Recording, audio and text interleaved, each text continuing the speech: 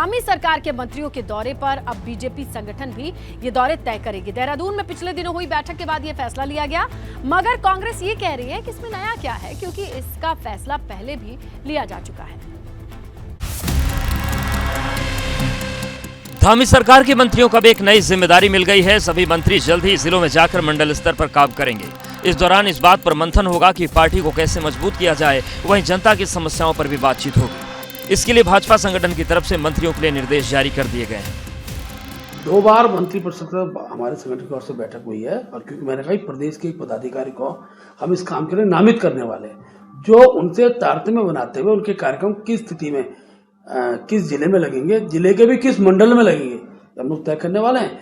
जहाँ तक सरकारी पक्ष सरकारी जिलों के प्रभारी के नाते उस सरकार द्वारा तय होता है। उनके कार्यक्रम जो सरकारी, चाहे वो जिला योजना की बैठकें, विभिन्न प्रकार की बैठकें जिले के संदर्भ में होती हैं, वो सरकारी तंत्र के हिसाब से चीजें होंगी, लेकिन संगठन के द्वारा भी हम हर जिलों के अंदर अपने मंत्रियों को भेजेंगे।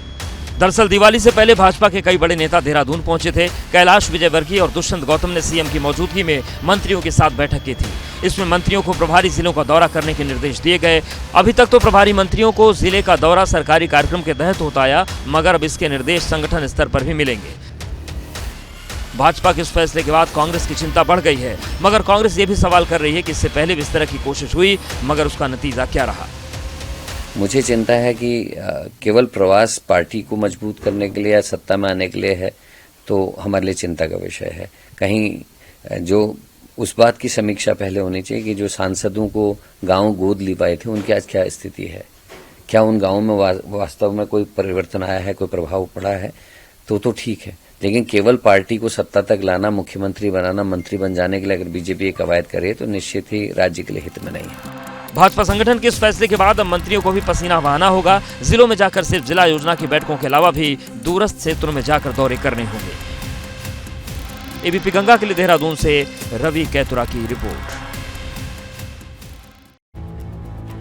सूरजकुंड में गृह मंत्रियों का चिंतन शिविर चल रहा है। 2 दिवसीय चिंतन शिविर के पहले दिन गृह मंत्री अमित शाह का संबोधन हुआ। चिंतन शिविर में शिरकत करने आए सीएम पुष्कर सिंह धामी भी पहुंचे। चिंतन शिविर में सीएम धामी प्रदेश की सीमाओं की सुरक्षा, साइबर क्राइम जैसे अहम मुद्दों पर अपनी बात रखेंगे। इस चिंतन शिविर के दौरान अगले 25 सालों में देश में आंतरिक सुरक्षा का रोड मैप कैसा हो, इस पर भी चर्चा होगी। गृह मंत्रालय की 2 दिवसीय गृह मंत्रियों के साथ बैठक शुरू हो गई। अगर बात करें तो तमाम सारे राज्यों के गृह मंत्री इस वक्त पहुंचे हुए हैं सूरजकुंड में, जहां पे यह बैठक हो रही है। खुद गृह मंत्री अमित शाह यहां पे मौजूद हैं। मुख्यमंत्री योगी आदित्यनाथ भी इस बैठक में शामिल हैं और उत्तराखंड के मुख्यमंत्री पुष्कर सिंह धामी भी इस बैठक में शामिल है।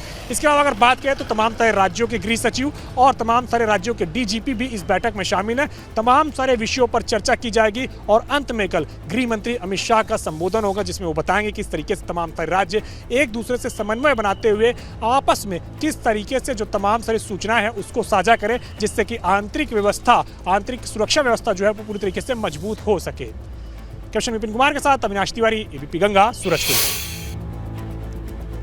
इगास पर्व को राज्यसभा सांसद अनिल बलूनी की पहल से लगातार समर्थन मिलता आ रहा है। दरअसल राज्यसभा सांसद अनिल बलूनी ने इगास पर्व को अपने घर पर ही मनाने की पहल शुरू की थी।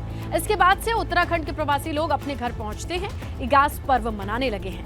पशुपालन मंत्री सौरभ बहुगुणा और भाजपा प्रदेश अध्यक्ष महेंद्र भट्ट ने इस मुहिम के लिए अनिल बलूनी की तारीफ की है। हमारे जो सांसद हैं माननीय अनिल बलूनी जी, उन्होंने इगास के ऊपर बहुत ज़्यादा प्राथमिकता भी दी थी। उन्होंने अपने गांव में हर साल बनाने की भी बात कही है।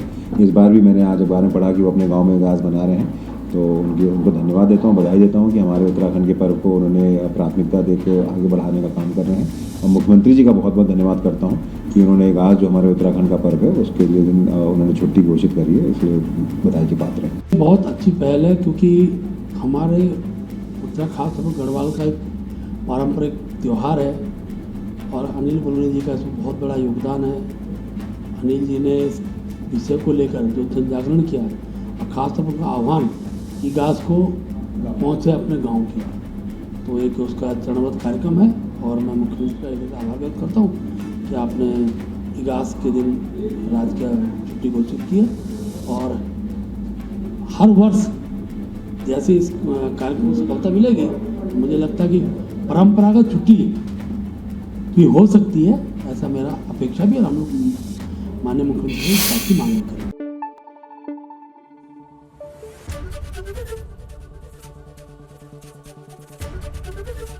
एबीपी गंगा, खबर आपकी, जुबान आपकी।